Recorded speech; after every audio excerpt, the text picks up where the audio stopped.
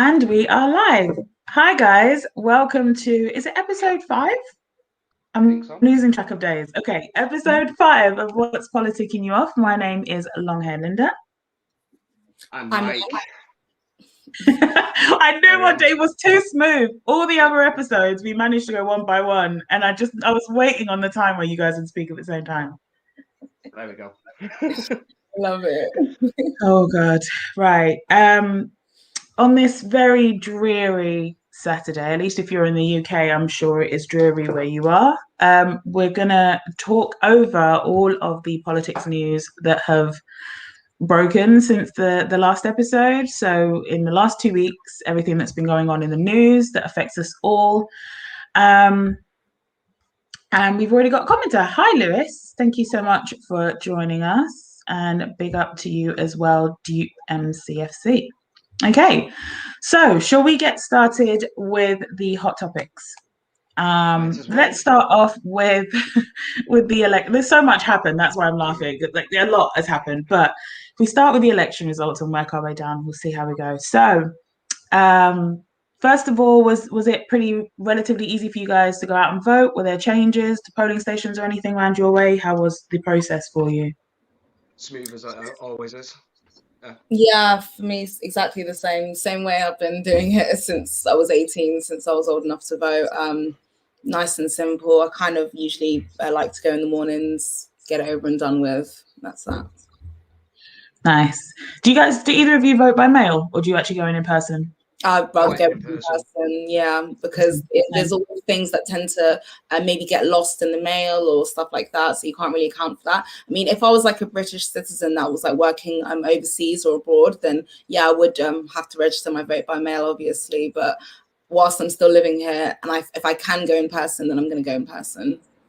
Yeah, I think it's good that they made a point to let everybody know that is still a real option, especially in these COVID times, if anybody was a bit scared and stuff. But I'm with you. I think I'd have too much anxiety. I'd be like, what if it's got lost in the post? What if I didn't time it right and it doesn't arrive on time and it just doesn't get counted? I feel like I'd be too anxious about it. So I just go in person.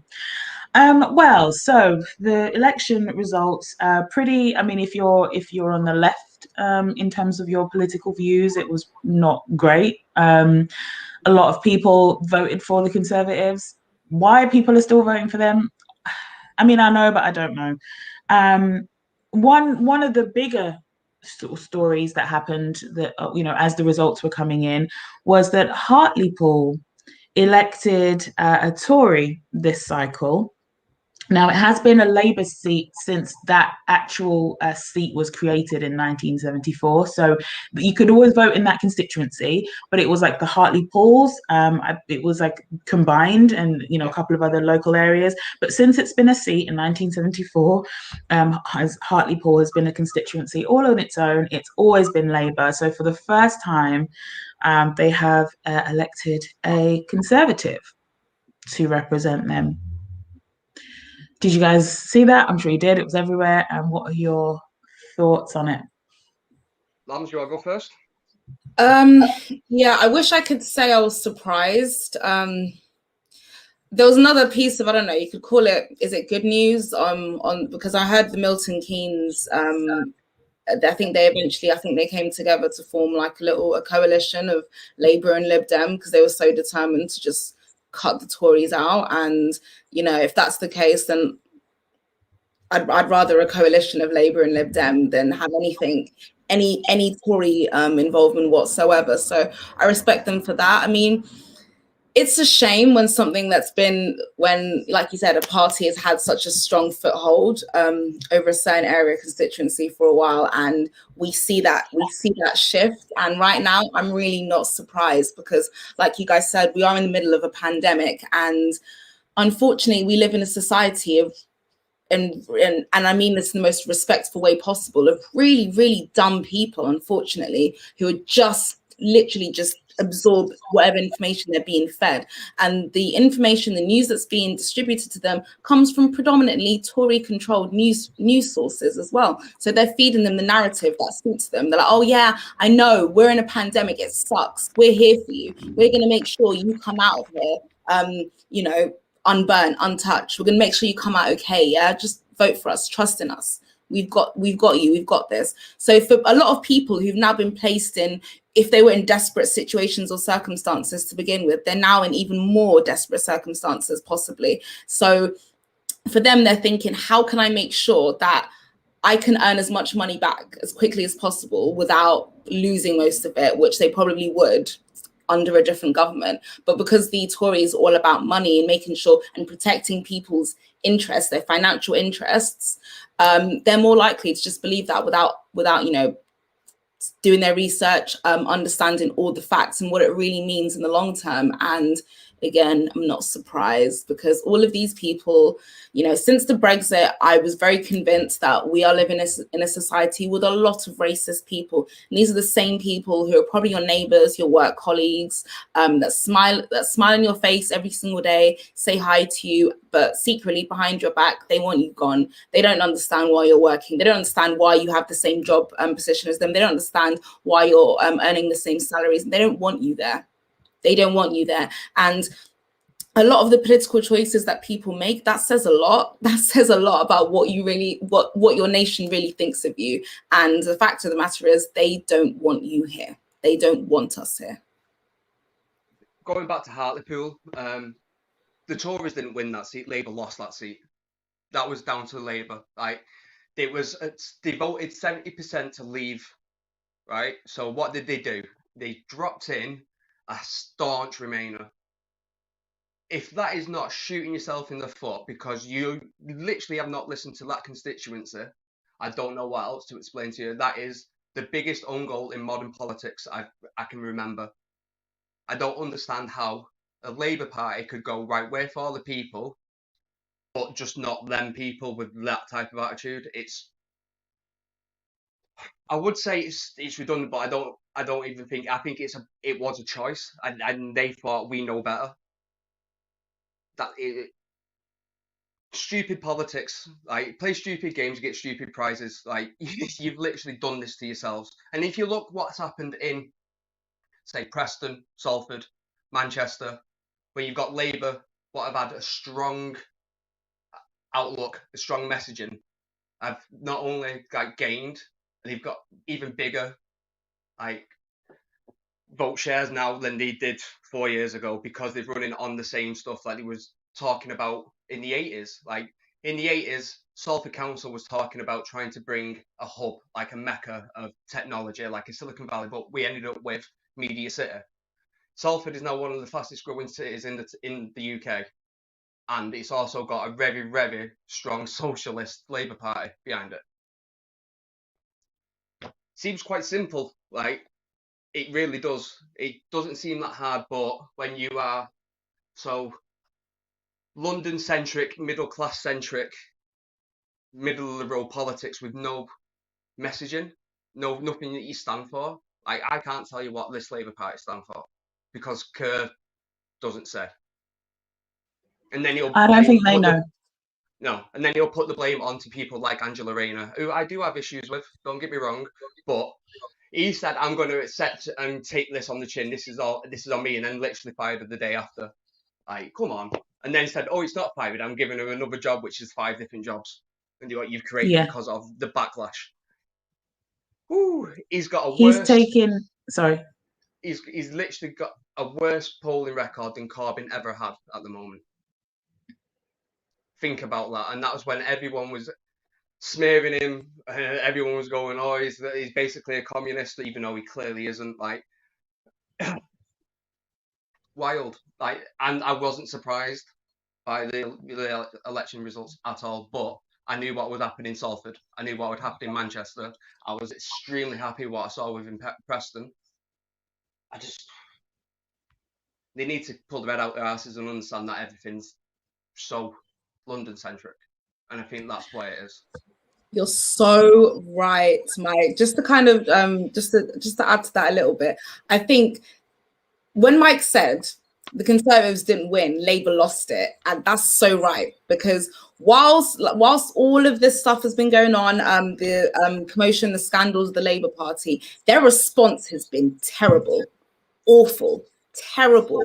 There's been no reaction. There's been no plan. There's the time when, during this pandemic was the time for them to kind of come together, actually generate a real plan, and it just went out the window. Even the recent general elections, which Boris won, I knew he was going to win it. I knew they were going to win it. I was hoping that that Labour would actually step it up a little bit, actually make a decent campaign, and they didn't. And the response since then, since losing that election, is just declined and declined and declined. So if Labour really want to get a foothold back in this government, get off your asses, pull your finger out your ass and do something. Actually make a legitimate plan and follow it through. Otherwise, they're going to keep on losing these so-called strongholds. They're going to become less and less over time. Agreed. 100%. And yeah, just to add to basically everything that you both have said, it's a case of, if you're not even going to try to, it's the issue of centrism, isn't it? This is the main problem. I think a lot of people tend to get it confused because we're so, especially in the age of social media, because we're so like left and right as a society, right? We're very tribal, we're very team-based, effectively, especially when we're having these kind of conversations online where it's really difficult to have a nuanced conversation, like on somewhere like Twitter, for example. I think people always think that centrism is the middle ground. It isn't.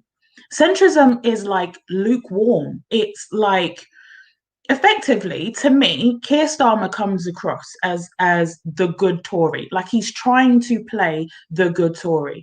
And if I'm in an area where, or if I'm in a space in my life where, things are not going to plan, say I'm a business owner, I've been really, really hit by this pandemic, I'm then going to think, okay, do I go for the bad Tory and still get decent tax breaks? Or do I go for the good Tory who's going to have to put in some things that maybe won't benefit my pocket as much? I think it's a lot easier for somebody in my position, right, in this hypothetical position, if I'm put empathy and all of that aside for other people, if I'm just thinking about myself and my needs and, my business or whatever, I'm not going to go for the good Tory. But if you say I've got a genuine opposition who's going to try and make it better for everyone, yes, it's not going to be as lucrative for me on the tax side, but at least, more people in society are going to do better. Excuse me, more people are going to have, available money to spend on my business. So in the long run, it probably will be a good look financially anyway. I'm more likely to go for that person. Does that make sense? Like, if it's going to be to my detriment slightly, but it's going to better society, I'm more likely to be able to reason with my own logic and say, I'm going to go for this person, right? But if you're just giving me Tory light, why would I vote for you? I wouldn't be inspired to actually go out and vote for you, or even go out and vote at all, because we have to remember that if you're not turning up, that's also effectively voting for, the party that's more likely to garner support, right? So at the moment, the Tories are the ones that are whipping everyone up. They're whipping up their base.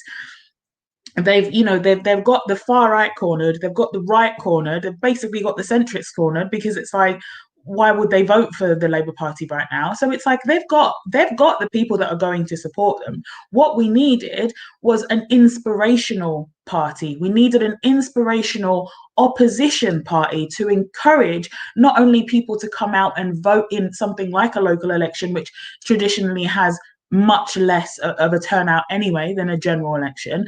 Not only did we need them to actually inspire people to come out during a pandemic, during, effectively going into a recession, right?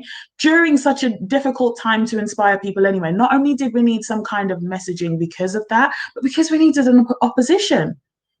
We needed someone else to look at. And if you're doing what they're doing, but a lighter version of it, I have no reason to vote for you, ever. Look at what the Americans did. Like, their general election meant so much to them. They knew how important it was for people to vote, and obviously that was a general election that was obviously much bigger than a local election. But we had a general election not too long ago as well. So, and that was in the middle of a pandemic. So, and I think their numbers were like sky high at that point. Their infection rates were really, really sky high. But everything that they did, especially the Democratic party that they did to encourage those voters that were in those potential flip states, the states that they could flip into, that were originally Republican, that they could flip to those to Democrat. They focused so hard on those states. Their campaigning, they did everything. Like, they literally left their blood, sweat, and tears for everybody to see, and it paid off. They paid off. They were there encouraging people, like you guys said, like giving them water. Say, you can do this. A few more hours. You've got this. You're nearly there. Come on, come on.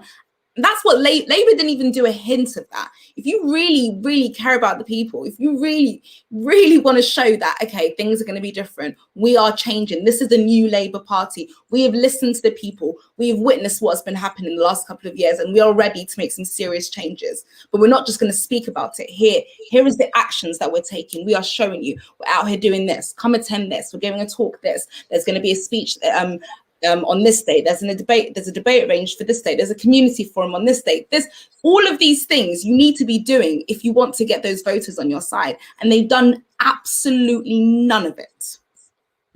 None of it. And at a time when it's so desperately needed, at a time when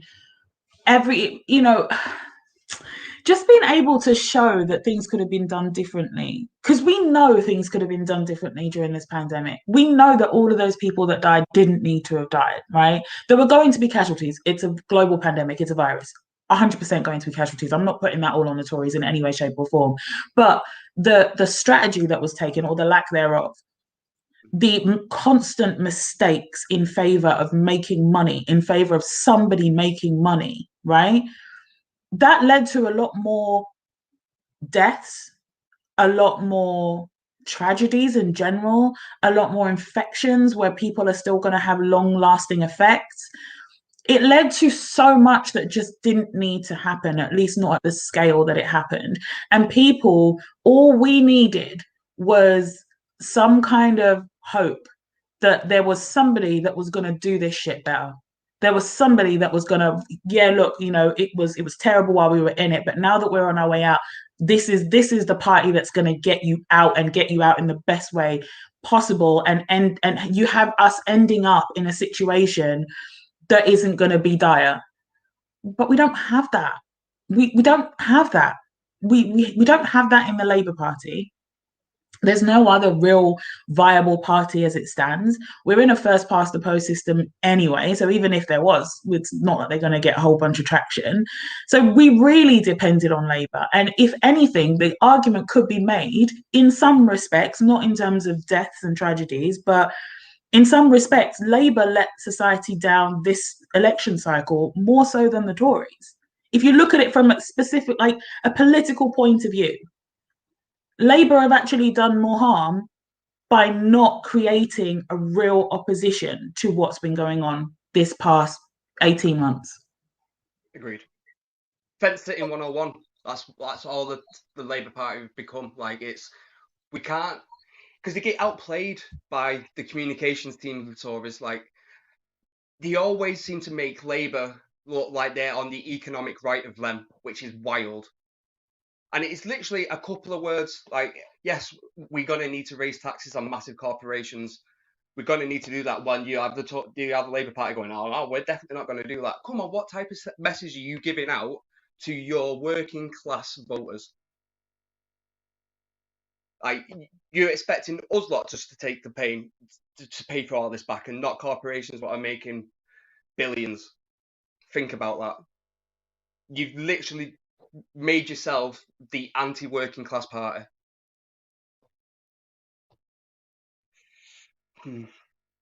You're muted.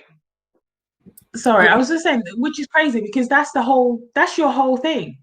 Like, that's what you've been running on for as long as I can remember. Like, my whole entire life, Labour has been for working class. Yeah. And it's like, so now you're gonna switch it up? Now you think now is a good time to switch it up? You think now is a good time to go to project a message that is going to just be, like you say, a right-wing message? Yeah. No, we're not going to increase taxes for corporations. What? They're trying to resurrect Blairism, like, to its fullest. That's all this is. It's like, how do we get in power again? Or we need to slide to the right like we did under Tony Blair. Sounding exactly how the Liberal Democrats betrayed their voters by don't get me started. forming that coalition. And it's just like, and no one, you saw how much traction they lost because of that, because it's just like, what? Everything this party stands for, you sided with everything the other party, with the party that stands for everything you guys are standing for. What? For the tiniest taste of power, that's what they did. And they didn't even have anything. They were Tories' lapdogs. They were their bitch, right? For the tiniest seeming amount of power, that's what they did. They sold out everybody. And it's just like, all right, so we're just used to getting let down. We're just used to getting let down. And at this point, it's got to a point, yes, there's so many other factors into why people have voted Conservative or didn't turn out in general, right? We can talk about the xenophobia. We can talk about the racism. We can talk. And by the way, I want to be very clear. When we speak about racism as well, I want to be very, very clear that racism isn't just based on hate. It really isn't, yeah? Racism, me hating another race doesn't equate to racism all of the time.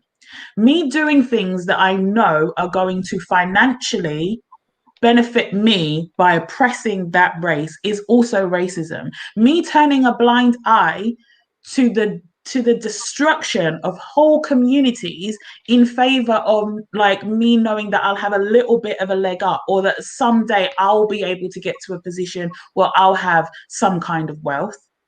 That's also racism, right?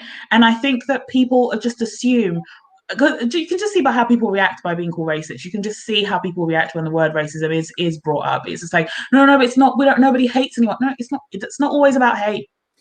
Like, it's not always about hate. I don't, like, personally, I don't F with Tesla, because do you know what? Do you know where Tesla comes from?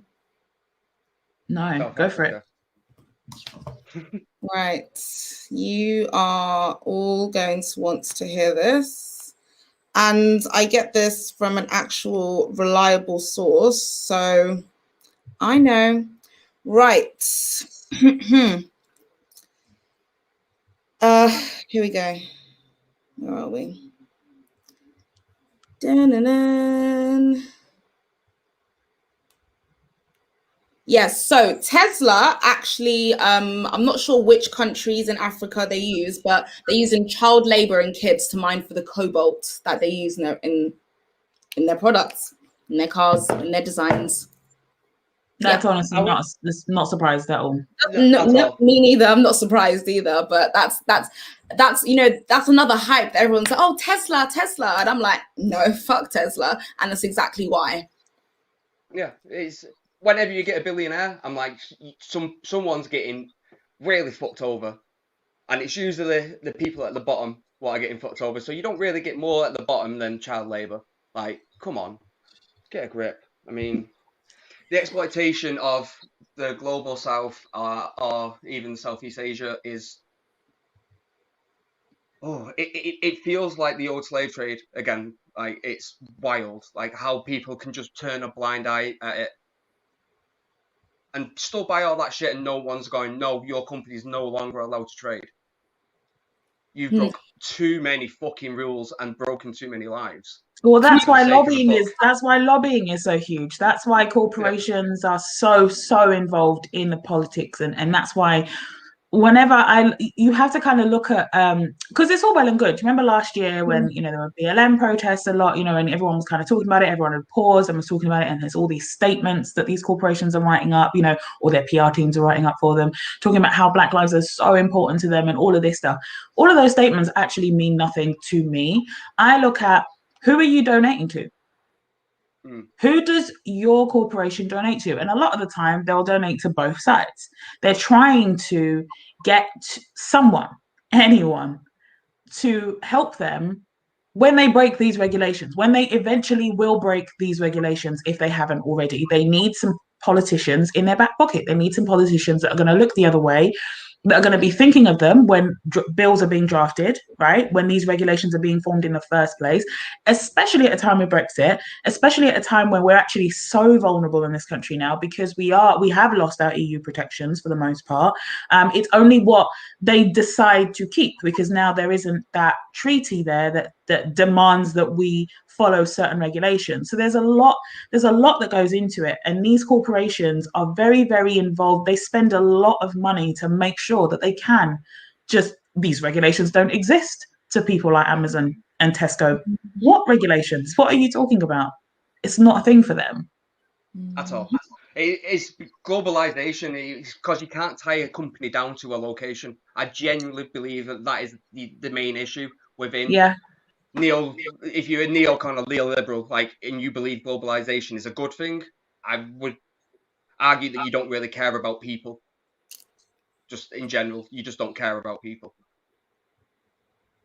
I think there is also this thing of going back to, because I kind of went into how racism isn't just hate when we speak about it. You mentioned it a little bit earlier, Lambs. You said, a country of stupid people or dumb people is the word you use. And while that's true, yes, I also think it's so important to mention that, critical thinking is lost. In fact, it's not encouraged anyway in the educational system. But questions. I'm the thing is, because I'm a tutor, I'm a private tutor, and I'm seeing it more and more in the kids that I'm teaching as well. Less of them read voluntarily. They don't even do that much. They'd rather social media or in the case of young boys, gaming instead. And like you said, a lot of them don't ask questions. Like even in class, or at the end of a presentation, at the end of anything, any questions? Anyone has any questions? Silence. That's the problem. It's wild as well, because they're not encouraged to think for themselves from a young age. And then, of course, they then grow up into the voting public. They grow up into the adults that have to weigh in on decisions that they're not capable, because they've never learned to, on purpose, by design, not capable to take in information from various sources and then come up with an informed decision for themselves. They're not able to do that. So they will go one way, which is the nature of society to some extent anyway, but it seems to be a lot worse now, right? So when you have that, it's even more important that we have accountability in leadership. And I spoke about this previously on another episode. It's even more important that you have an honest press. It's even more important that you don't have these corrupt intentions and these corrupt acts in these organizations that are there, that are giving people information and giving people guidance and, giving them advice on how to move, right, politically and otherwise. It's so important that you don't have that there. So when we lose accountability at the same time that critical thinking is just beneath the floor, that's a recipe for a disaster.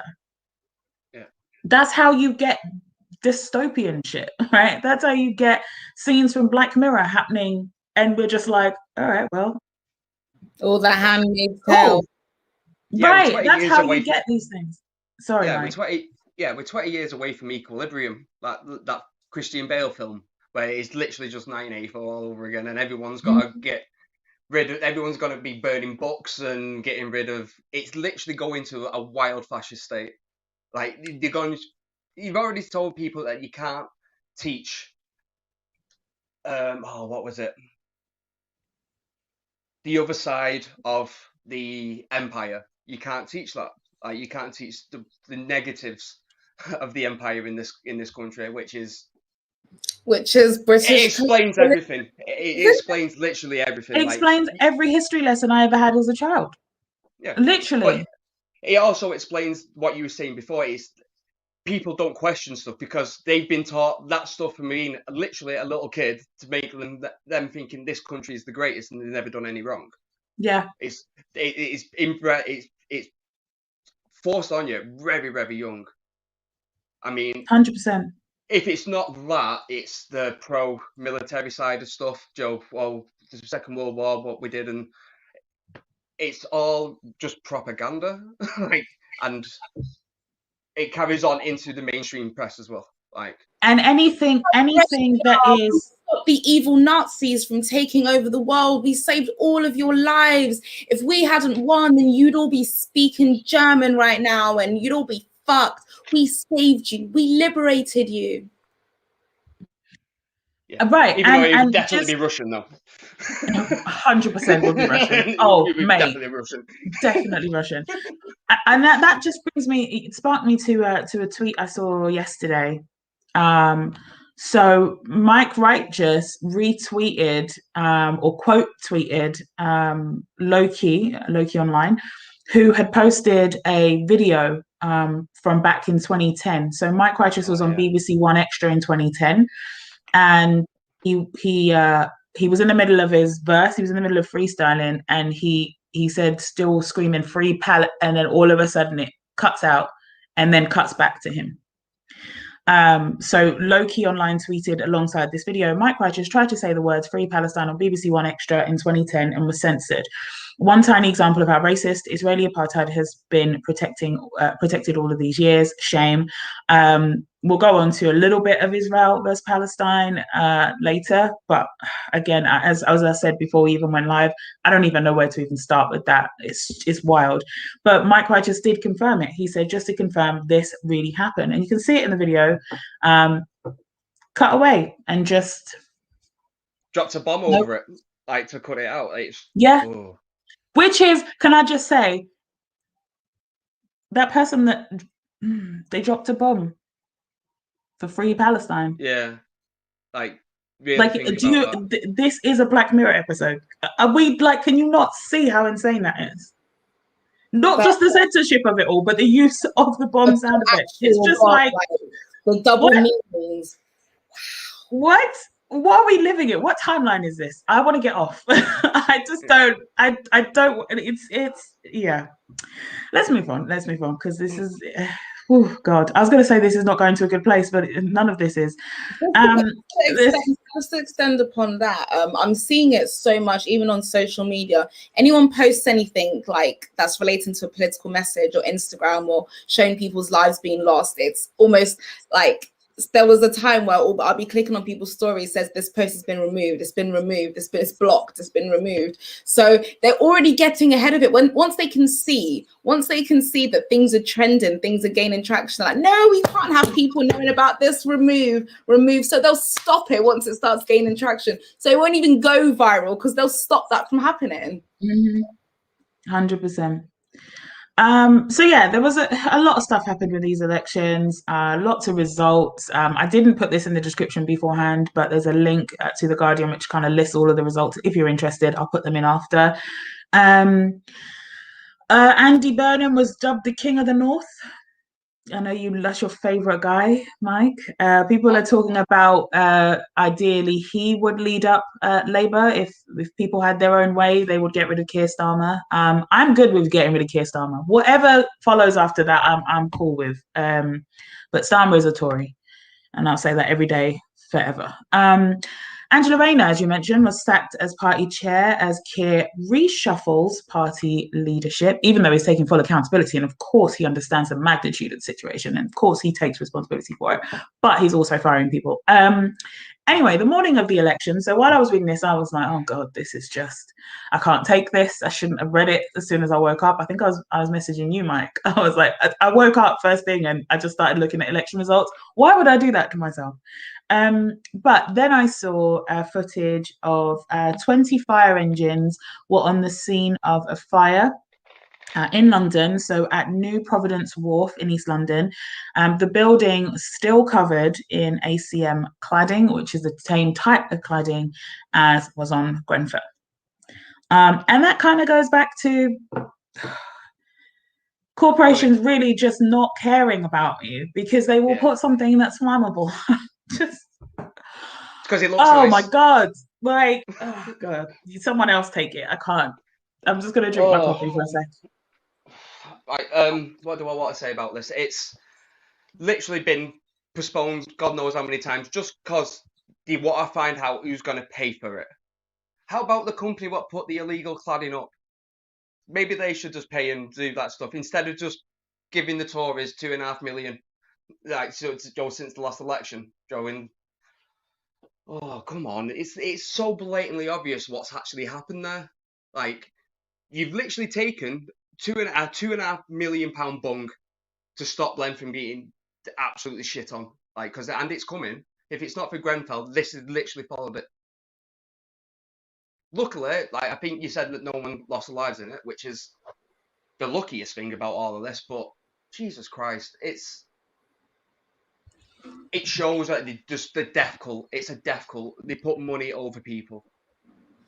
And the fact that this has happened, thankfully nobody was hurt, but the fact this has happened, and you know that these the MPs who are responsible for these housing projects in these constituencies, they will use the excuse of, oh, COVID, or funding's been cut, or this, that, and the other. And at the end of the day, I'm just sitting here thinking, how many other buildings still have the cladding on them? How many more fires are we waiting for? Like, how many more delays? Like, because I'm very sure that there's still so many out there, and the fact that this happened and almost was fatal just makes me think there is a fatal accident on its way. Because if this has happened once with Grenfell, it's happened again. It's going to happen again unless they do something. And is it clear? Are they absolutely just, killing themselves, like throwing themselves to try and find a solution to this problem as fast as possible? No, because it's been how many years already since Grenfell? So it just brings us back to the same narrative where if you're poor, we don't care about you. Go and die. If you have money, if you can benefit us financially, especially financially, then by all means, come give us a hug. We will greet you with open arms. We are here for you. But if you have nothing to offer us, then we have nothing to offer you. That is the attitude. Yeah. Basically, yeah. That's it. It's fuck poor people all the time. That's what we're taught, right? Fuck poor people, even though we're the ones that will make you all your money. That's the reason why you're able to hoard all that wealth and then go on TV shows and tell us how if we just pull ourselves up by our bootstraps, we can make that money too, while we then go and work for somebody else to become a billionaire every single day just so that we can pay a bill, which guess what? Goes to another billionaire. Not us, ever. But sure. All right, let's move on. This is not any better, guys. This isn't helping my mood in any way, shape, or form. I'm doing the best I can, okay? I have to work with the news as they are. So there was a Queen's speech. And Lord Jesus. So we're talking about voter ID. Photo IDs in this country. Now, I've seen a few things on my Twitter from people I know in real life, and I've been like, okay. And it's like, if you're an adult, of voting age, so, over 18, and you don't have photo ID, that's by choice. Why wouldn't you have photo ID? Why is this even a big deal? Why this isn't voter suppression? You have ID on you anyway. It helps, with stopping voter fraud. And this is where it goes back to critical thinking, because all that took would have just been a quick Google search. What are the rates of voter fraud in the UK? What are the rates of electoral fraud? Are there just loads of people going to jail over this? Are there like hundreds of thousands of convictions of all of this mass voter fraud that's happening? Absolutely the fuck not. You know how we know that? Because the Electoral Commission actually publishes that. It's out online for everyone to see. You can see for yourself how many people. Do you know how many people it was in 2019? Suspected cases? There we go. 6 people. For those that are audio only, Mike is currently holding up 6 digits. Okay? 6 people. Do you know how many fucking people are in this country? Do you can't do this with me, I can't do this one with me hands. Is it 55 million? This might be a bit tough for you. And it's just like 50 million, yeah. So 6 out of 50 million. Wow, that's a problem, guys. That's a real. It is a huge problem, right? And this is definitely the issue. Thank you so much, Spaniard, for putting that in the comments. Thank you so much, because I was really shit with getting the links in the description. I tried to normally be better than this, but sorry about that. The sentiment is in the comments. What's up? What's good? You are literally everywhere all the time. Linda, try a buck fizz or a wine, 5 o'clock somewhere. Do you know what? It's gonna be 5 o'clock when I get off this. I'm getting a wine. I'm getting one. Talking of, I need to head off now, guys. But it's 3 to 4. Amazing. I will catch up the rest of this stream. So good to have you. See you later. Catch up with See you you in a later. couple of Have a weeks. good one. See ya. Yeah, so they're just, they're here fixing an imaginary problem. They have enacted this rule when there are so many very real problems that are just not being addressed at all by the government. But guess what they are addressing? This imaginary work of fiction problem.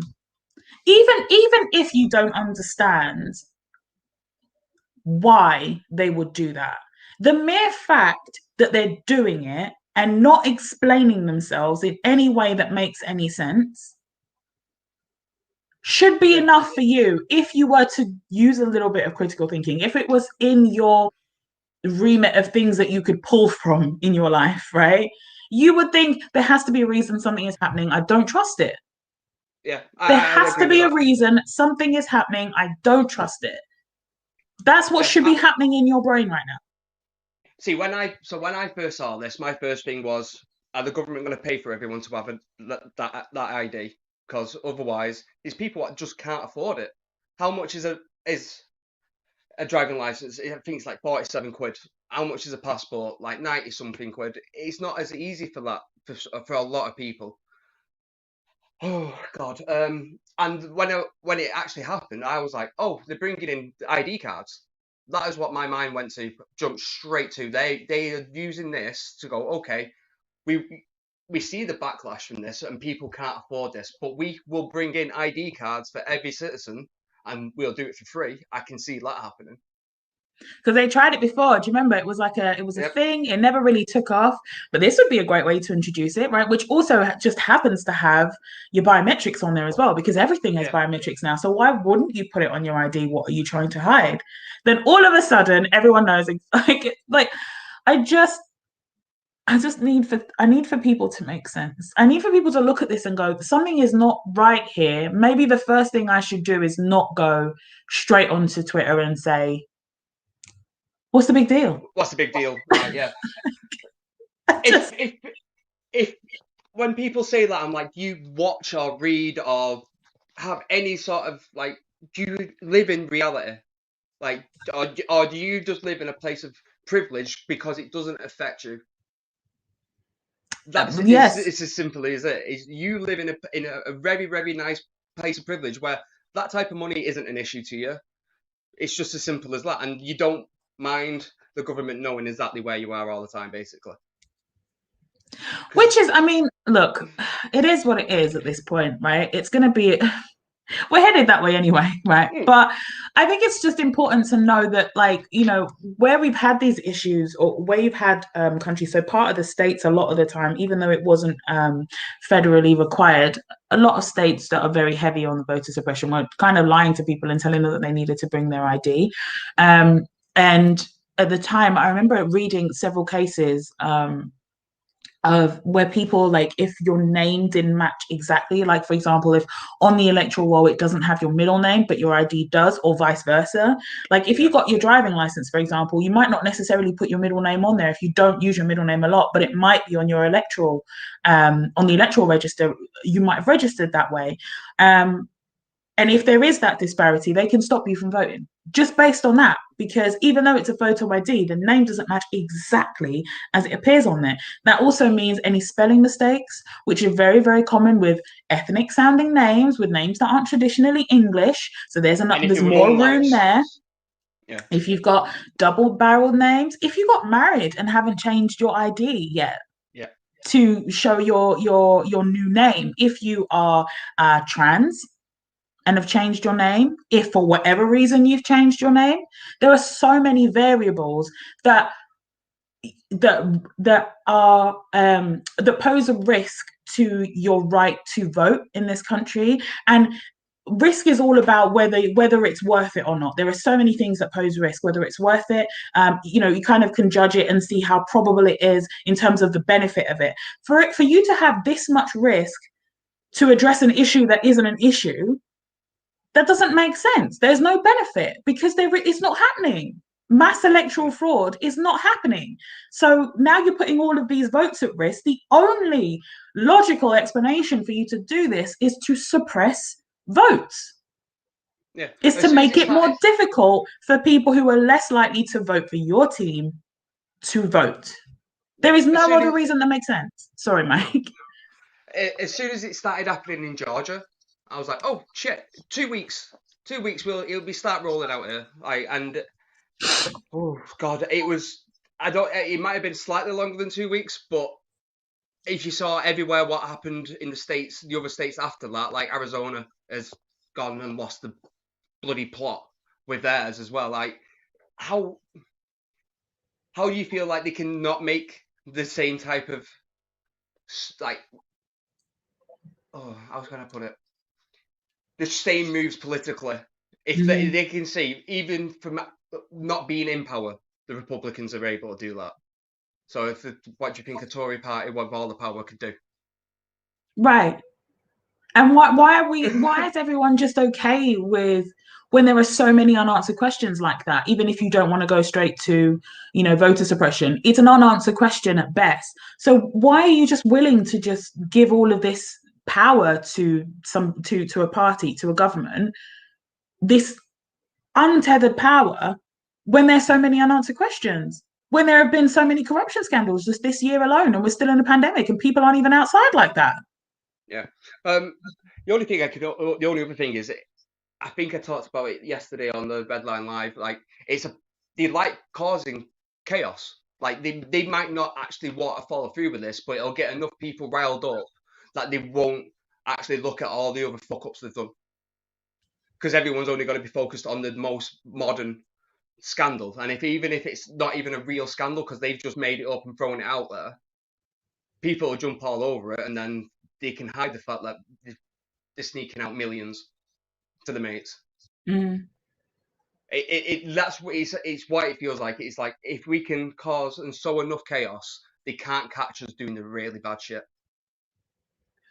And it's like, it's mad because it works so, like, I don't get, I do get it, but it works so well for this tiny little country. Like, I get it in America, there are 50 states to scramble with, and there's different state laws and federal laws, and you have to keep up with what everybody's doing. And then you have it's a lot to keep up with that much land and that many people. For here, you'd think it wouldn't be so easy to get away with certain things, to get away with making certain moves. But then when you look at how the structure has been built, and you look at things like how education is so badly politicized, right? And how the press is so effectively it's so effectively managed. We're so effectively programmed, is what I'm trying to say, in this country, that actually, when you think about it from that point of view, it does start to make sense why they can get away with so much. I wish it wasn't the case. And it sucks being somebody that can see it, because you start to feel hopeless. You start to feel like, why is nobody, can everyone just snap out of it for a second and look at what's happening? Yeah, cognitive dissonance is a real thing, and it happens. The more you get into politics, like, you seem to suffer. I hate it. Like, every other day, I'm literally at odds with the whole world. Like, just from having some kind of, what I think is just normal amounts of empathy and respect for everyone. Like, it's not like I've got loads. No, you're asking too much. Yeah, like, I'm not a proper, like, hugger. I'm not for everyone, like, but I'll treat people like I would want to be treated. It's not that hard to do that. It surprisingly is, because we seem to be failing at it. There are whole religions that are built on that, and people are still like, wait, I don't understand. You want me to do what now? Treat them how? Yeah. What? It just doesn't benefit me. It's anyway, it's the status quo within the UK. Like, it's literally it. It's just the status quo within the UK. But yeah, there's a lot going on around elections and what they will look like moving forward. There's some interesting pieces about it that I found, so I will make sure that these get added into the description later. So if you are watching live, come back to the video at some point later on today and just have a look at the links if you're interested in having a read at some of the things that I found. All right, let's move on. So the case against PC Benjamin Monk for the 2016 murder of former Premiership footballer Dalian Atkinson, I think it's pronounced Dalian, started in Birmingham Crown Court last week. So just going to read you just a brief, just because I wasn't really familiar with the case. It kind of, I knew about it, but it's one of those things where I've just seen so much that I just didn't have all the details to it. But a police officer murdered the former Aston Villa striker, Dalian Atkinson, first shooting him with a taser stun gun for 33 seconds, then kicking him in the head as though striking a football, causing his head to snap back violently, a jury heard on Tuesday. So Monk is alleged to have also fired a taser electrical weapon at Atkinson for nearly 7 times longer than the standard 5-second deployment. Then, while Atkinson was on the ground, he apparently was unresponsive. The officer had kicked him in the head twice with such force that the imprint of Monk's laces were left on Atkinson's forehead, the court heard. So, just horribly sad, isn't it? Like, it's... I don't understand how those tasers, whatever, right? They've got like that 5-second finger. Why can you keep your finger on it longer and it just overrides it? It makes no sense to me. That's a good point. Yeah. If you've hit them and they've not gone down, what do you think putting all that extra electricity through them's going to do? It will short them out. Like, you'll get them to hit the floor, but you're going to do a lot of fucking damage, and that's negligent. It's literally negligent because they don't care.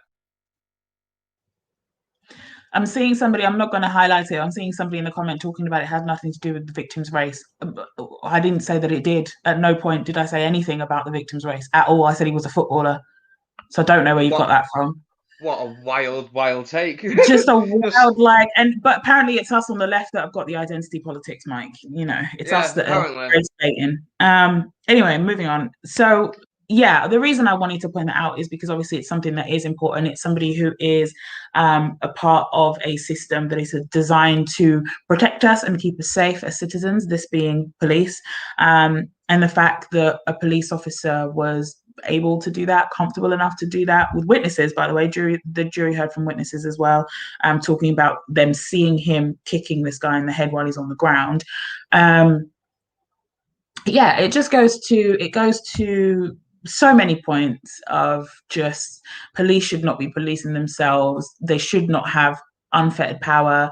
There should be more accountability. I personally am very much of the abolish camp, in favor of having specialized units of different types of, so it's a different way of policing communities. Personally, that's what I think would be more effective. I'm, of course, not a politician, and I, of course, don't have a broader understanding of it, in a sense that's going to, maybe the more I learn, the more my opinion would shift, as it has many times throughout my adulthood. But certainly, it should never be to a point where a police officer feels this comfortable to be this heinous of a murderer, like just cool about it, right? Hopefully this will be a clear and cut trial. He will be found guilty and just put under the jail. Although jails, I have an issue with those as well. When did this actually happen? Like, it happened in 2016. Yeah, it happened a while ago, didn't it? Yes. If that doesn't tell you everything you need to know as well, the fact that it's from 2016, it's only in trial now. I think... Oh, God. I'm scanning this article to see if a reason has been given as to why it took this long. Not found anything yet.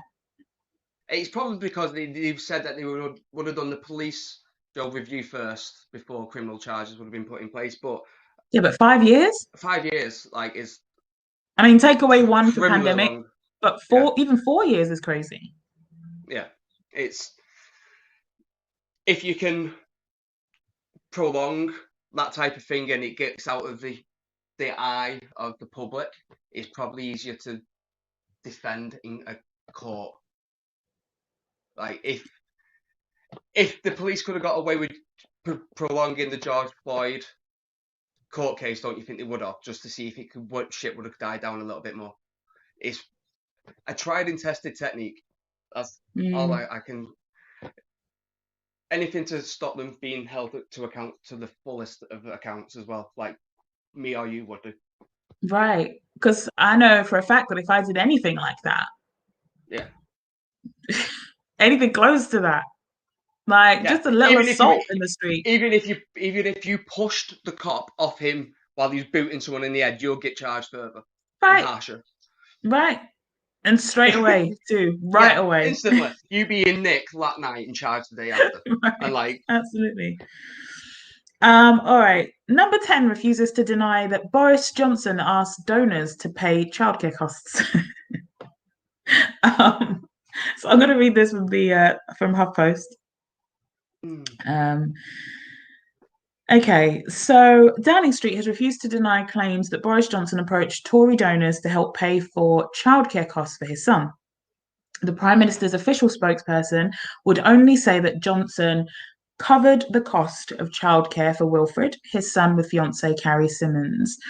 But they would not say whether the PM had approached Tory donors about helping with the costs or whether he'd been given the money by donors to cover the costs. So that the way I'm reading that, I think maybe that they kind of tried to ask in different ways, and they were just like, I have nothing for you. Yeah. So on Monday, this was written last week, I think. No, 4th of May. So this is a little while ago.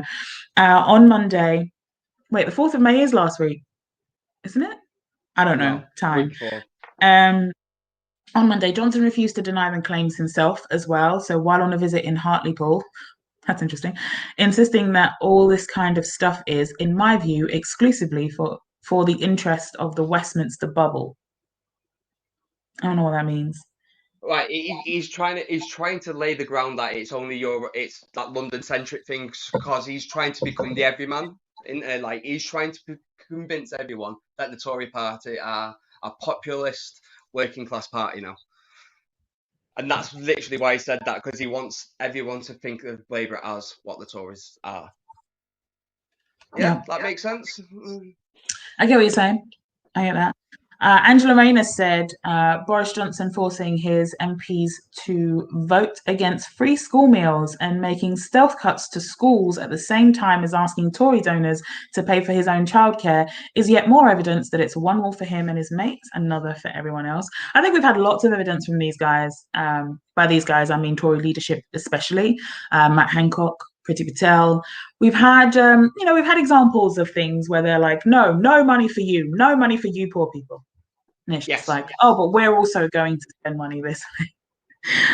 Which would be fine if it was just your own money. Spend your own money. Leave our money alone. We already have hardly any, as you keep telling us every day. So just leave our money alone. How about that? It's a nifty trick when Boris knew exactly how much a PM gets paid. He knew how much he needed to keep himself afloat, but yet decided to take that job just because he knew power, and then it'll equal more money at the end. So much more money. Yeah, he didn't care about that job. He just wanted what would he get at the end of it. Even if he was only in for 6 months, he could still say he was the Prime Minister at some point, and that would hold sway with people. And he'll make buckets of money. The man is not fit for office. Not even the tiniest bit. Not even the tiniest bit. I'll be back in 1 It's second. embarrassing. No worries.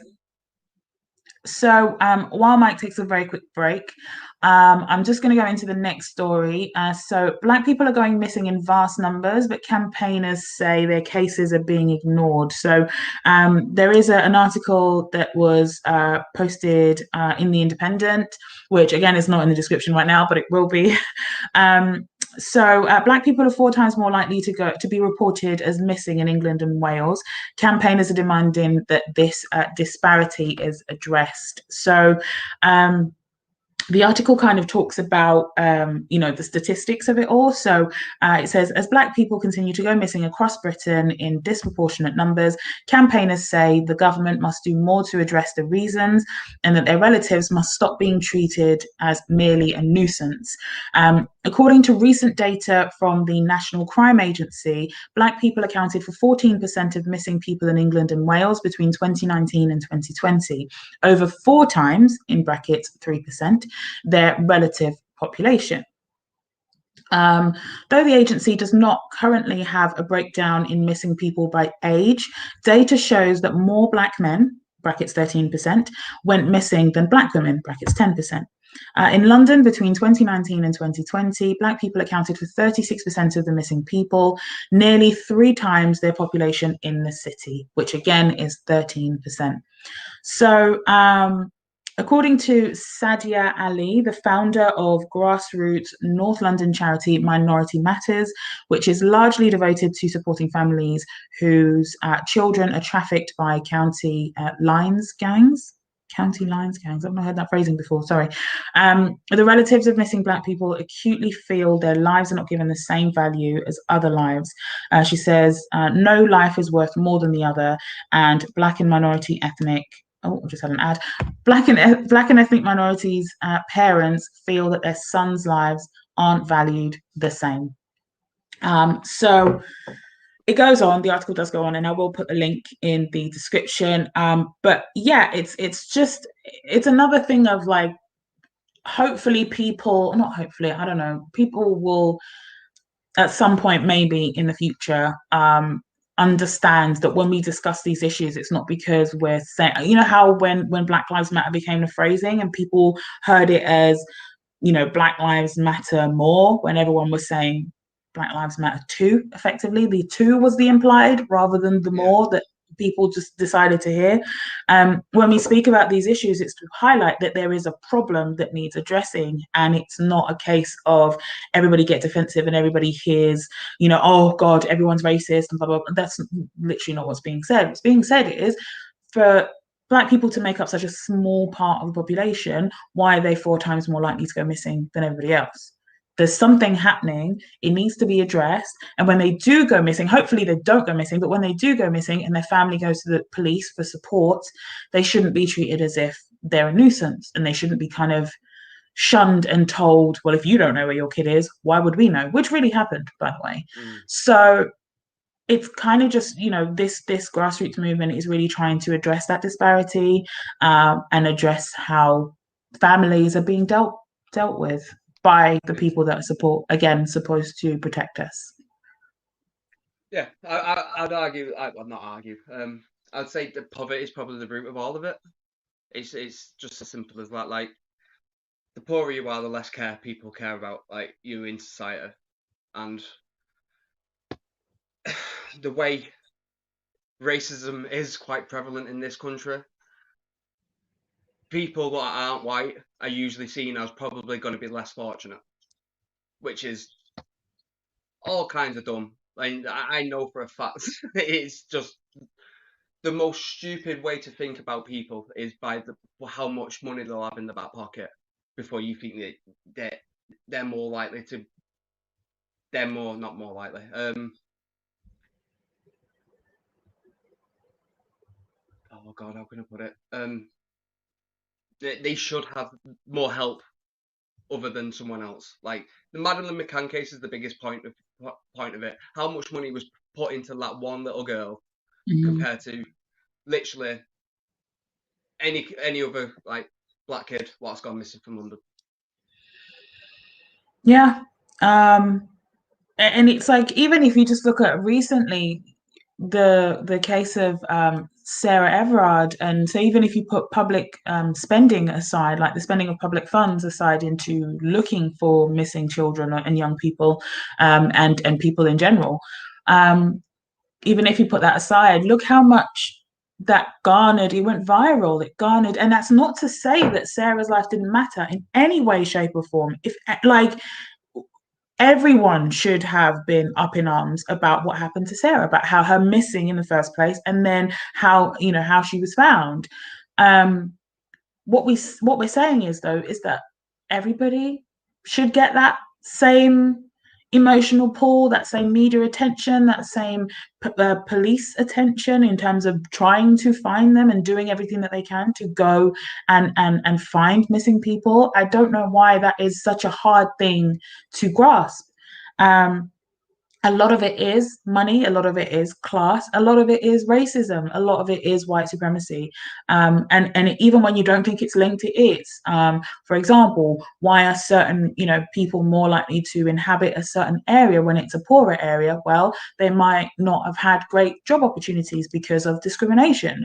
They might not have pre-pandemic, because I think the pandemic has kind of thrown a lot of those numbers off. But you know, a lot of the times people, when you're just sending your CV and they look at your name, how does your name sound? Oh, you know, they sound foreign, or they sound whatever. So it's pushed to the side. So getting a job is very difficult, especially high-paying jobs.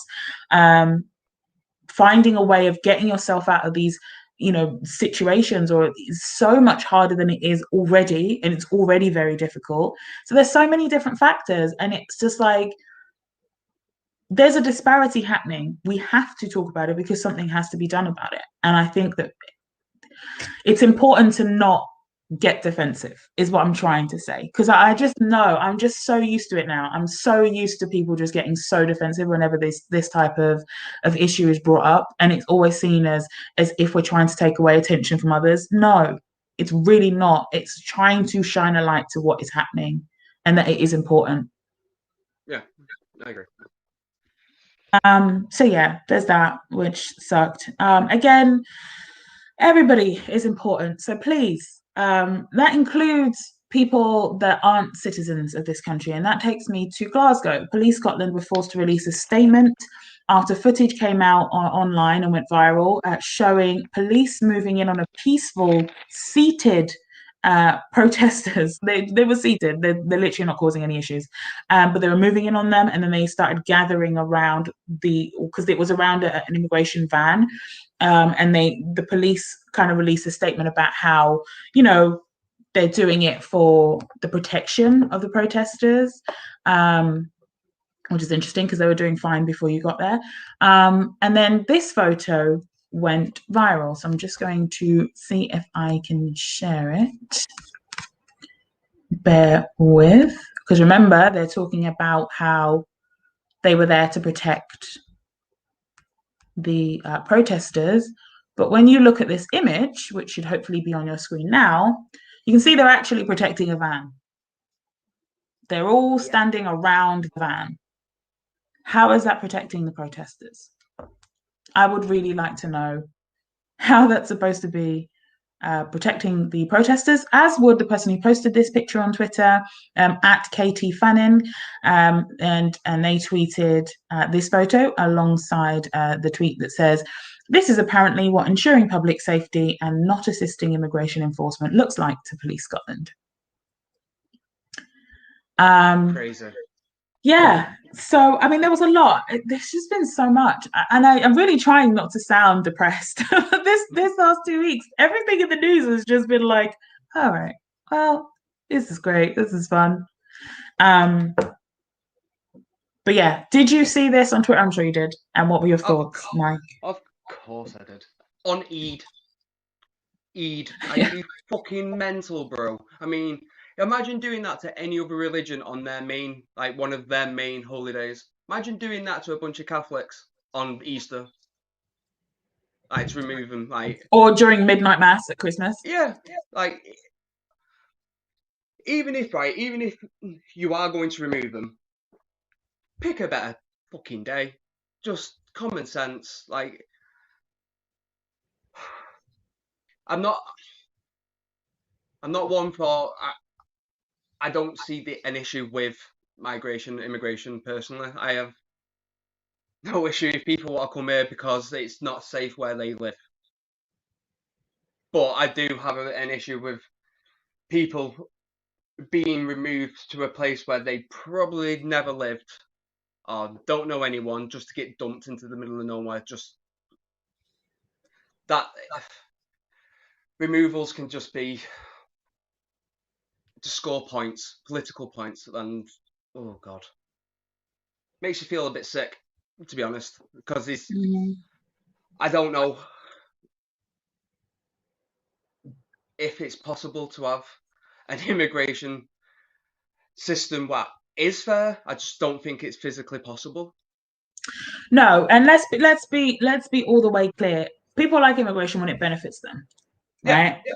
When it's a clear benefit, because all immigration actually does benefit in terms of workforces, in terms of culture, arts, so many different.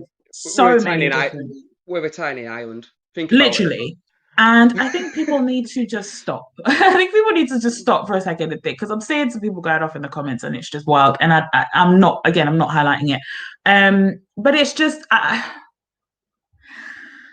do I say this without just swearing at people on the internet?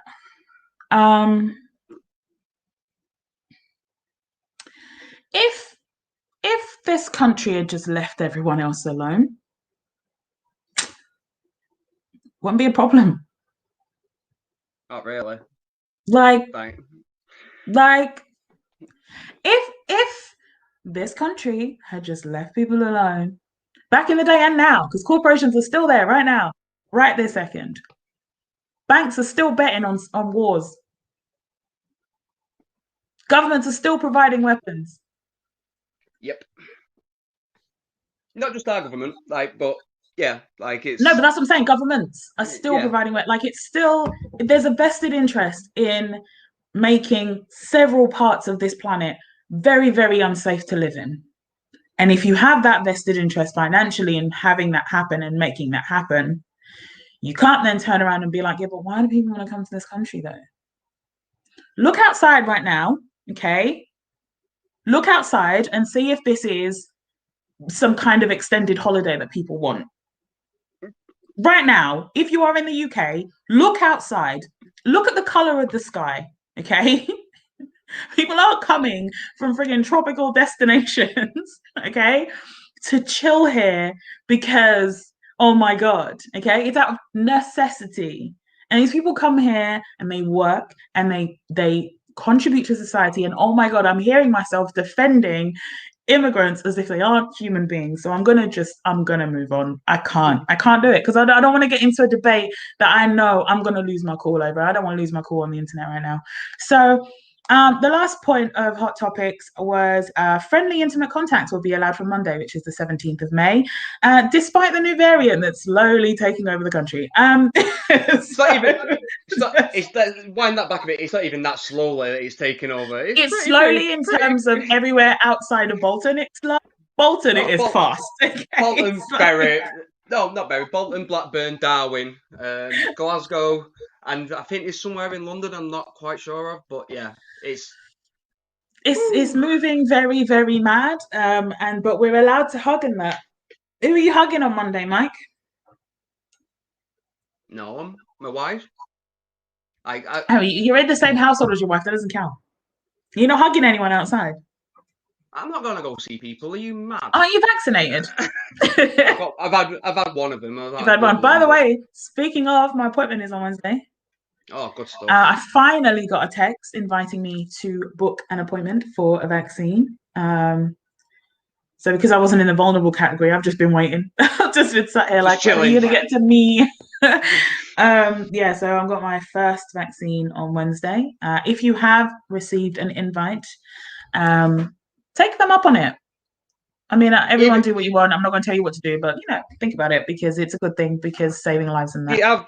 They have lowered the age again, haven't they, recently? So it's even younger people can go and do it. Just go and sign up for it. Just get it done. When I had my first one, I had a little bit of an headache for about an hour and a half. Had a nap, woke up, smashed in the curry. I was fine. I've had a couple of people I know what have gone, oh, my arm's a bit sore, and I know a couple of people have gone, I've had a bit of a flu-ish, but they're pretty cool after about a day or two. No need to be really scary. Just to answer this question, has Boris closed the borders yet, or people still flying in and out? The borders are not closed. Okay, there are tiers now. There's red, amber, and green countries that you can go and go to and back and whatever. But no, the borders are not. I'm not putting up your next comment, but you can feel however you want to feel. I ain't going to take that away from you, but I won't put that up on the screen. They're actually allowing holidays from Monday, aren't they? Basically, you can start going to Spain, Portugal. I think there's about 6 or 7 different other ones. There's a few places that you can already go to and that you've already been able to go to. Because apparently, we've got a really, really hard way of getting in and out of this country. Right. The lies. All right. Should we move on to the next segment? Keep an eye on. I'm going to try and breeze through this because there's so many stories here just to piss me off. I don't even know why I picked these, but they happen. So what am I going to do? I'm going to start off a little light. So the Texas Agriculture Commissioner is suing the Biden administration in the US, of course, alleging aid to hashtag Black farmers discriminates against white farmers. This just goes to my point of just because we address an issue that affects a group of the society, it's not saying that you ain't shit, okay? It's not saying that nobody cares about you. Stop getting defensive, okay? It's just, I mean, you guys are ridiculous. And by you guys, I mean anyone who would take. Like, it's massive all lives matter energy. Like it's huge ALM energy. Yeah, so they're suing. They're suing the government, Mike. Suing. Half of them are probably libertarians as well, which don't believe in a government. So you know, but while it's there, but while it's there, I'm going to sue it into oblivion. Like, shut up, you chief. Like, it's a special place, America. It's a really special place because it doesn't make sense on any level at any time. It is Britain on the biggest cocktail of hard drugs. That's what America is. It's just madness. It's Britain on not just cocaine, because we've got a fair amount of cocaine, but there's a bunch of acid and stuff in there. Right, there's meth. There's a whole load of meth. There's like, a few opiates in there just kind of swirling around, bit of MDMA, a couple of mushrooms in there just for the happy ones. You got to think about California and that. There's a cocktail of drugs that's happening over there. And it all starts in Florida. Florida has got this special place. Florida's like, when you get like a drink or something out the fridge and it's not a fizzy drink obviously, but you don't shake it up and it's all at the bottom, all of the concentrate at the bottom. That's Florida. Anyway, speaking of scum, Caitlyn Jenner, who last week said that she did not believe transgender women should compete in women's sports, entered a women's golf tournament and played in the women's tee box. Again, one rule for everyone else. You brokies, another rule for her. Colossal knobhead. She's really also running for governor. I know. I saw. Have you seen the trailer? Like the advert for it? It is outstanding. Go and watch it because you'll just go. It's literally a Donald Trump advert about how she's going to save California. It's wild. Hello, the manual. These people all follow the same manual. They're insane. They are insane. Batshit. At least the rest of the Kardashian Jenner clan, as horrific as they are, don't venture into politics. I love that for them because this one of Kim control. tried to. No, she was like petitioning, trying to get people out of prison. She wasn't trying to get into politics though. She never tried to run for anything, from what I understand. Anyway, I don't really keep up with them like that, but from what anyway. Yeah, so Caitlyn Jenner out here just, being the token trans for the far right, they all need them, right? They need the token of each one just to kind of pacify the rest of us, to tell us that, see, look, we have a black friend, effectively, is what's happening. The Candace Owens of the trans world. Except basically. Candace actually is smart. She's just Well, I heard it. No, I heard it. She's a grifter. Yeah, she's like a kind of like it. She manipulates the facts well. That's what I mean by smart, right? So she understands facts. She understands, she researches, and she's curious enough to actually go out and look for statistics and find information. But she's very skilled in shaping it in a way that's spinning it. That's what I'm looking for. Spinning it to make her point for her, which is a smart thing. It's being used for evil, but it's a smart thing. What can you say? This one I'm not gonna sit too long on because I don't want my blood pressure to go up. Police shot and killed a 4-month-old baby in Mississippi. What? Jay, I've not heard this one. God, honestly, all right. So I'm reading this story from Yahoo News. He got it from NBC News.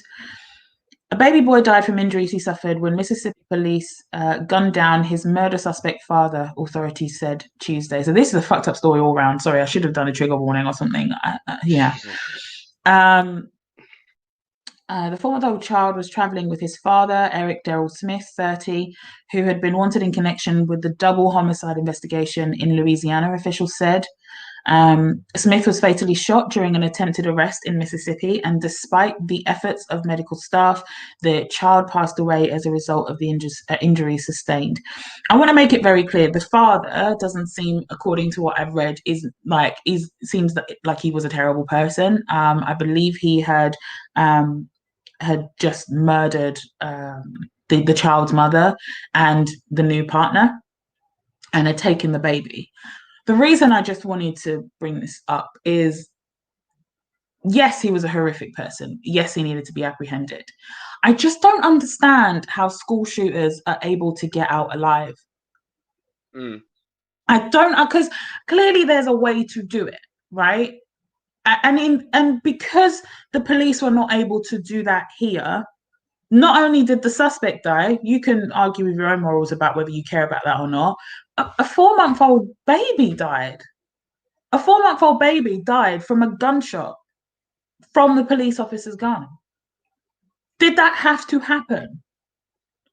My logic is telling me no, because the Dylan Roofs of the world were taken alive after killing so many people, gunning them down. I don't understand. I don't understand. I do understand, but I don't understand why why are mass murderers able to just be taken to Burger King on the way to the police station when they are of a certain hue, but everybody else gets gunned down, criminal or not, armed or not, baby in the car or not. Literally just because people are scared. Like, cops, you pull this excuse out all the time. They are scared. They shouldn't be doing the job. Like, it's literally as simple We as talked about this last episode. Yeah. If you're not fit to do the job and get scared because of a person, you probably shouldn't be doing that job. Like, why? And I don't know the ins and outs of the shooting, but I'm hoping to God he wasn't carrying the child and they shot him in the back. That's the only thing. Like, it looks like it was while he was in the car. So people are shooting into a car when they don't know if there's anyone else there, and that's even worse. Hold on. So I'm just going. Sorry, I had to just skim a bit. But it says, as the suspect exited the vehicle, so he was in the car. The baby was still in the car. As the suspect exited the vehicle, shots were fired. Medical attention was given to the suspect, but he died as a result of injuries sustained. The juvenile did receive injuries and was taken to a local medical facility for treatment, and then passed away at the hospital. I don't know. So yeah, like I said, this guy was a bad guy. He was an absolute criminal. He'd literally just shot. So I'm just reading from here. Smith shot his ex-girlfriend, Kristen Parker, 32, and Brandon Parker, 26, her nephew. Sorry, I said a partner earlier, not her partner, nephew. And then he was then driving in this blue Nissan Altima with the child, who'd been living with his mother. So he killed the mum and then took the baby and was driving off. And then as he came out of the vehicle, whatever happened, whatever transpired, police shot him, but also shot the baby that was still in the car. I don't know, man. I don't know. I just, like you said, why are you police officer if you're jumpy? Just like I don't want a surgeon who's like not good at the game operation. If you're fidgety and you're like easily scared and not good under pressure, there's just certain jobs you shouldn't do. There are so many jobs I cannot do. Not because I'm not potentially skilled at it or I couldn't learn to be skilled at it, but because my temperament and the way I'm wired would not work well. I cannot be in a high stress situation like that because I'm just like, I don't know what to do here. I'm probably not the best at de-escalating something like that. And do you know what? I'm not a police officer. Do you know what? I'm not a surgeon. Yeah. It seems common sense, doesn't it? Like, do you think your body and mental health could cope under that type of stress day in, day out? To me, it's a very, very, very small amount of people that can do that. And the fact that police in general, across the whole world, have nowhere near enough training at de-escalation. Or I heard somewhere that it's like it takes longer to become a barber than it is to become a police officer. Is that what you're going to say? literally going to say, like, it takes longer to become a barber than it does a cop. Like, and I think if you're going to go, that seems normal or reasonable. Like, it takes longer to train to be a barber than it does to be a cop. I think you might be damaged. Teeny bit. Just a teeny bit. Like, if you're going to give that someone that amount of power over the whole of the general public, you probably need to be trained to be able to handle that. Especially if you've got a weapon. Yeah. Maybe two. let's... Cops have two. Like, American cops have two. They have the one, the bright yellow and plastic, and then you have the other one, which every now and again they get confused. Yeah. 26 years on the job and they still don't know. They still don't know which one's a taser and which one's a gun. All right. Speaking of guns, this person didn't have any. And it was a good thing because in New Zealand, there was a stabbing attack. Police say they believe the attack at the Countdown supermarket in I want to say Dunedin. Dunedin was a random attack. The alleged offender was apprehended by members of the public before police arrived at the scene. The reason I brought that up is because look what can happen when a deranged person only has access to knives and not guns. Exactly. Look what can happen. There wasn't a mass murder.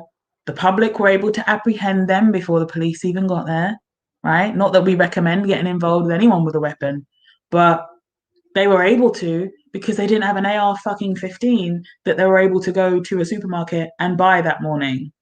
Yes. Look what can happen. Look at that. But, we're too left. We're too left over in Mike. Apparently, yeah. We like people living. That's the issue. Isn't that mad? How dare we?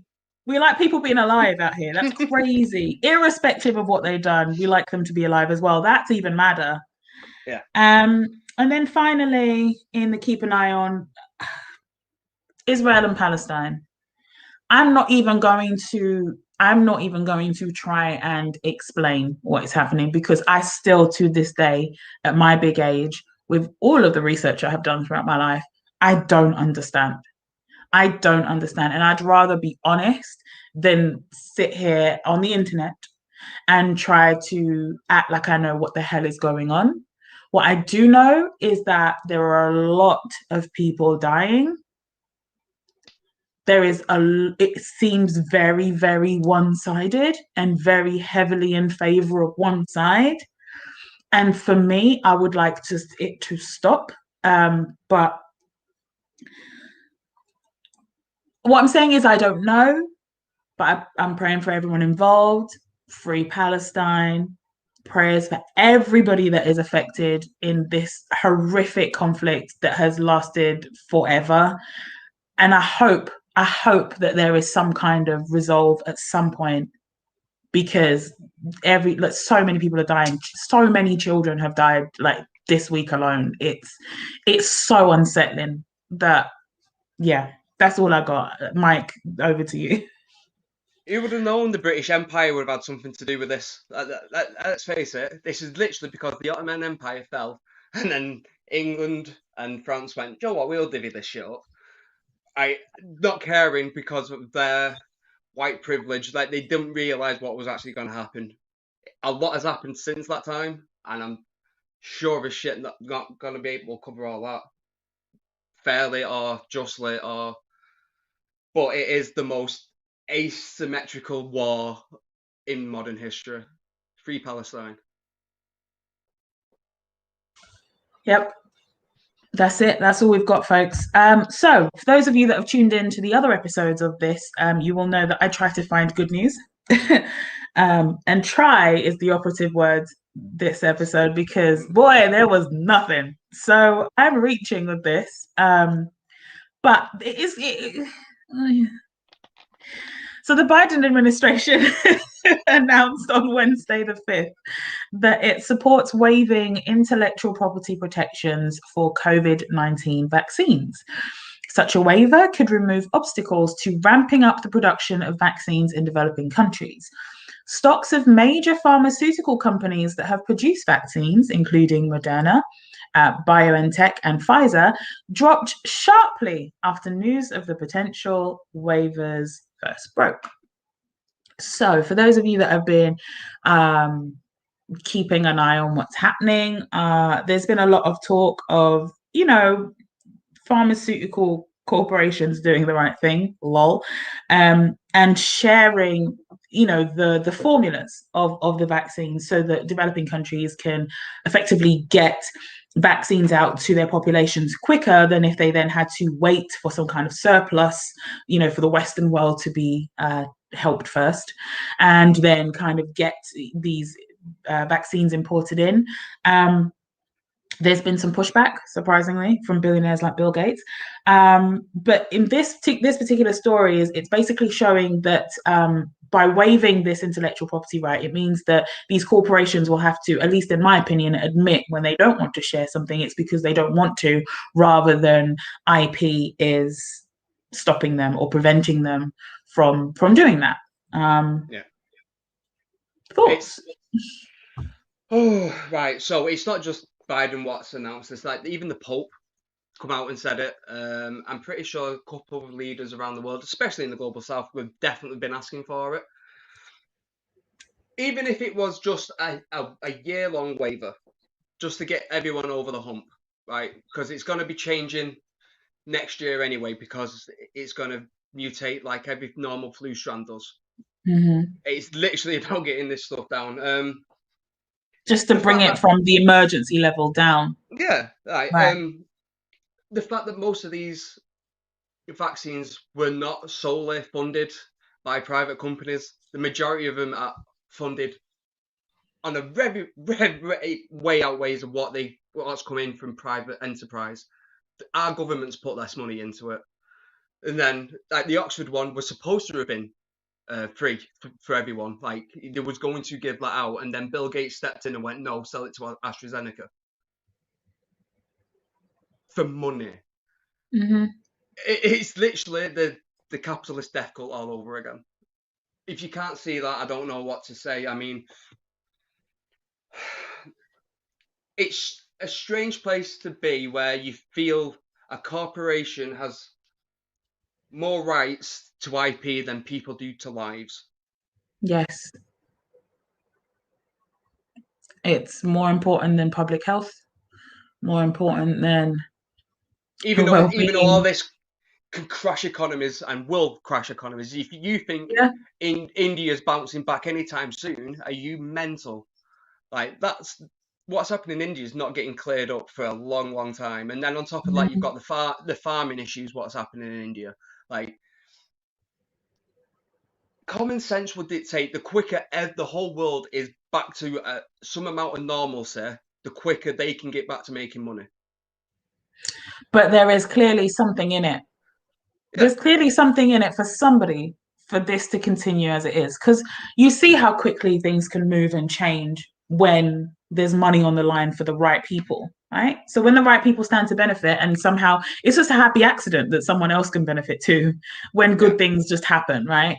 You see how quick they happen. You see how quick laws are changed and rules are bent and things are just, they just move like that when it benefits the right people. Clearly, there is money to be made, more money to be made for certain people in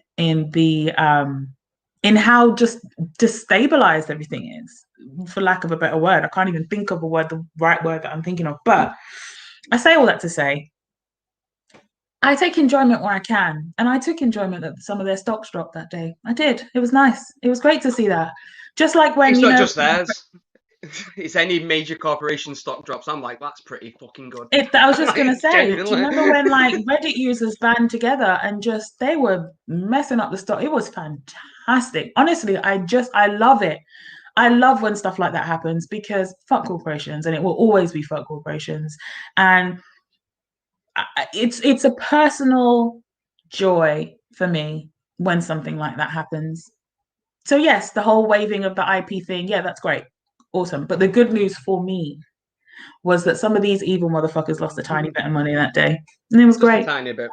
Tiny bit in comparison to, you know, not even a drop in the ocean in comparison to what they make. But I'll take what I can get. I'll take a penny at this point, because honestly, it's mental. But the small wins, isn't it?